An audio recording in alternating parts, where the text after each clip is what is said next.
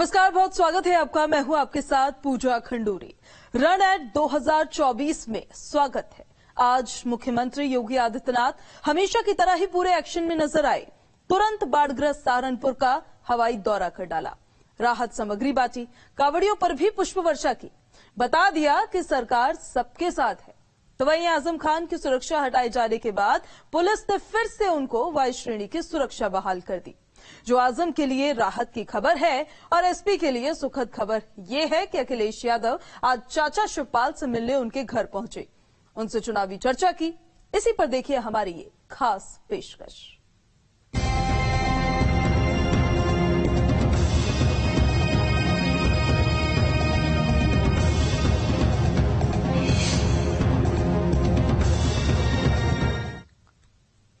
उत्तर प्रदेश के कई जिलों में बारिश लगातार हो रही है। कई जिले बाढ़ से प्रभावित हैं और इसी को लेकर सीएम योगी आदित्यनाथ लगातार बाढ़ग्रस्त इलाकों का दौरा कर रहे हैं।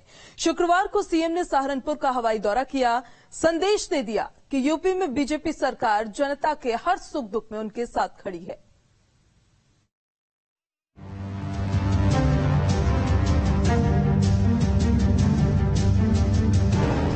उत्तर प्रदेश में पिछले कुछ दिनों से बाढ़ बारिश का कहर देखा जा रहा है। पश्चिमी यूपी के मेरठ, बुलंदशहर, गौतम बुद्ध नगर, गाजियाबाद, हापुड़, बागपत, सहारनपुर, मुजफ्फरनगर, शामली, मुरादाबाद और बिजनौर बारिश से हलकान है। तो रामपुर, अमरोहा, संभल, बरेली, बदायूं, पीलीभीत, शाहजहांपुर, आगरा, फिरोजाबाद भी पानी पानी हो चुका है। मैनपुरी, मथुरा, अलीगढ़, एटा, हाथरस, कासगंज, इटावा और औरैया में भी रुक रुक कर बारिश हो रही है। प्रदेश में यमुना, गंगा, राप्ती और घाघरा नदियों का जलस्तर तेजी से बढ़ा है। मौसम विभाग ने 50 से अधिक जिलों के लिए बारिश का अलर्ट जारी किया है।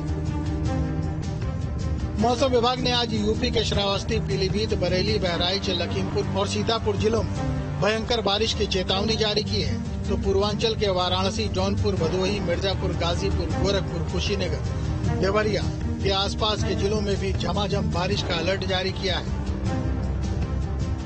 प्रदेश में बाढ़ की स्थिति को देखते हुए मुख्यमंत्री योगी आदित्यनाथ ने सहारनपुर इलाके का हवाई दौरा किया और हालात का जायजा लिया, जहां शहर के 28 मोहल्ले और जिले के 18 गांव बाढ़ से प्रभावित हुए हैं। लिहाजा हर जगह पानी ही पानी दिखाई दे रहा है। सीएम योगी हेलीकॉप्टर से चिलकाना गांव पहुंचे और बाढ़ पीड़ितों से मुलाकात कर उनकी समस्याओं को सुना और राहत किट बांटी। मुख्यमंत्री के साथ पूरा प्रशासनिक अमला जुटा है। सीएम ने हर संभव मदद का भरोसा भी दिया है।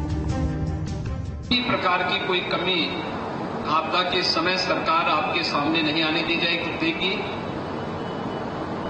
जिन किसान बंधुओं की फसल को नुकसान हुआ है, हम उसका भी तत्काल सर्वे करवाएंगे और नुकसान के अनुरूप उन लोगों को आर्थिक सहायता भी बहुत शीघ्र उपलब्ध करवाने का कार्य करेंगे।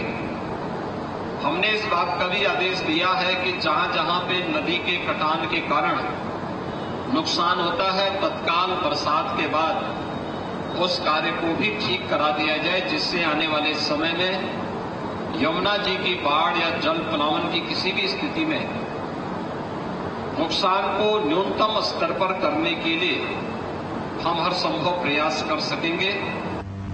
इसके बाद मुख्यमंत्री योगी आदित्यनाथ पुलिस लाइन्स आए। जैन डिग्री कॉलेज में बनाए गए राहत शिविरों में बाढ़ पीड़ितों से मुलाकात की। सीएम ने भरोसा दिया कि शासन प्रशासन से हर संभव मदद की जाएगी और पीड़ितों को राहत सामग्री और मुआवजा दिया जाएगा।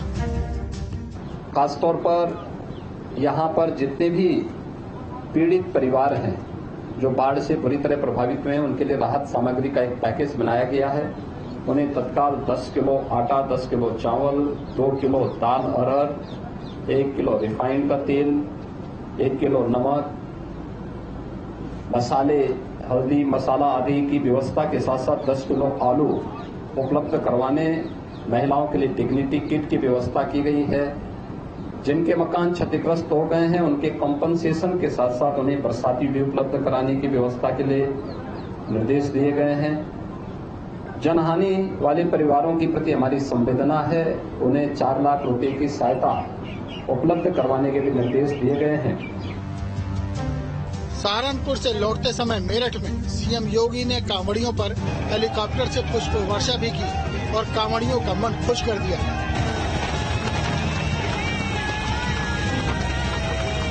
मौका कोई भी हो, सीएम योगी हमेशा एक्शन में दिखते हैं। बात आस्था की हो या कर्तव्यों की, सीएम योगी हमेशा आगे रहते हैं और यही खूबी उन्हें दूसरे नेताओं से अलग करती है। आपको बता दें कि कोरोना काल में भी सीएम योगी हर दिन जिलों का दौरा करते रहते थे और अब बाढ़ के हालात में भी उनके कदम रुके नहीं हैं। उनका प्रयास है कि ये आपदा भले ही दैवीय हो, लेकिन प्रभावित लोगों को मदद करने में कोई कमी नहीं होने दी जाएगी। आने वाले चुनाव को देखते हुए सीएम योगी की ये कवायद काफी महत्वपूर्ण मानी जा रही है, क्योंकि आज अगर सरकार जनता के साथ खड़ी रही तो कल चुनाव के दिन जनता सरकार के साथ खड़ी होगी। Team news state.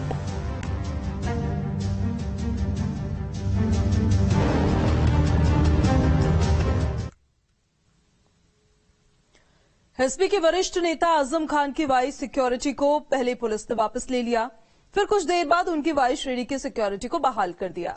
Samajwadi party इसे सियासत मान रही है, जबकि बीजेपी का कहना यह है कि ये पुलिस का काम है, इसमें सियासत नहीं है।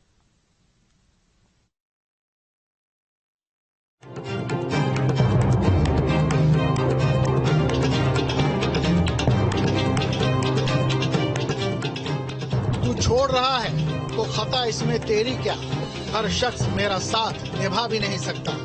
वैसे तो एक आंसू ही बहा के मुझे ले जाए, ऐसे कोई तूफान हिला भी नहीं सकता। हालांकि ये शेर एसपी के वरिष्ठ नेता आजम खान ने अखिलेश की नाराजगी के बाद कहे थे, लेकिन जब आजम खान से पुलिस विभाग ने वाई श्रेणी की सुरक्षा हटाने का फैसला किया था, तब भी आजम का लहजा इसी तरह था। उन्होंने इशारा किया था कि बिना सुरक्षा का भी कोई तूफान उन्हें हिला नहीं सकता, लेकिन रामपुर जिलाधिकारी और पुलिस अधीक्षक की सिफारिश के बाद उन्हें फिर से वाई कैटेगरी की सुरक्षा मुहैया करा दी गई। आजम खान साहब समाजवादी पार्टी के बड़े नेता हैं। उनके पास वाई श्रेणी की सुरक्षा थी, जिसको सरकार ने वापस लिया, और एक तरफ सरकार ने कहा कि अब उनको सुरक्षा की कोई जरूरत नहीं, सुरक्षा वापस लिया। पुनः सुरक्षा आजम साहब को दी गई। हालांकि इसके पीछे पुलिस सुरक्षा विभाग का वो पत्र था, जिसके मुताबिक आजम खान को वाई श्रेणी की सुरक्षा बनाए रखने का औचित्य नजर नहीं आ रहा था। लेकिन समाजवादी पार्टी का मानना है कि बीजेपी सरकार ये सब परेशान करने के लिए कर रही है। सरकार की किस नीति के तहत वापस लिया गया, किस नीति के तहत दिया गया, ये सरकार को स्पष्ट करना चाहिए। और आजम साहब को वाई श्रेणी की सुरक्षा मिलनी चाहिए और रहनी चाहिए। हालांकि बीजेपी की दलील है कि किसको कितनी सुरक्षा देनी है और कब तक देनी है, इसे पुलिस सुरक्षा विभाग देखता समझता है।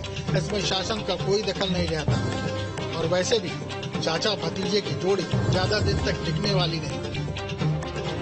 किसी को सुरक्षा देना, सुरक्षा लेना, ये समीक्षा प्रशासनिक समीक्षा होती है और निश्चित तौर पे जिसे सुरक्षा की अति आवश्यकता है उसे ही प्रदेश सरकार सुरक्षा देती है। आजम खान साहब जब सरकार थी तो उनकी पुलिस भैंस खोजती थी।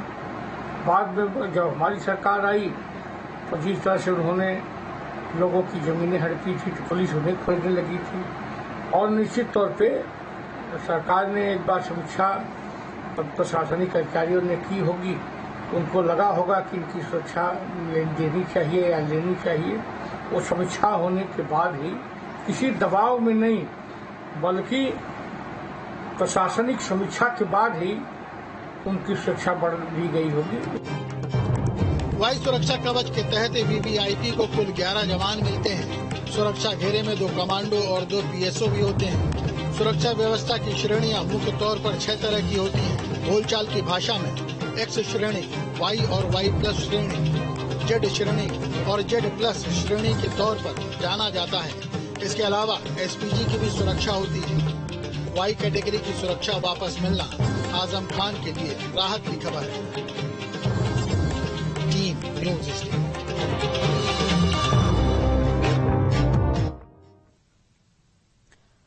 चाचा और भतीजे की मुलाकात ने यह बता दिया है कि चुनाव करीब है। भतीजे को चाचा की जरूरत समझ आ रही है। एसपी मुखिया शुक्रवार को शिवपाल यादव के घर मिलने के लिए पहुंचे। करीब 1 घंटे तक चुनावी चर्चा हुई।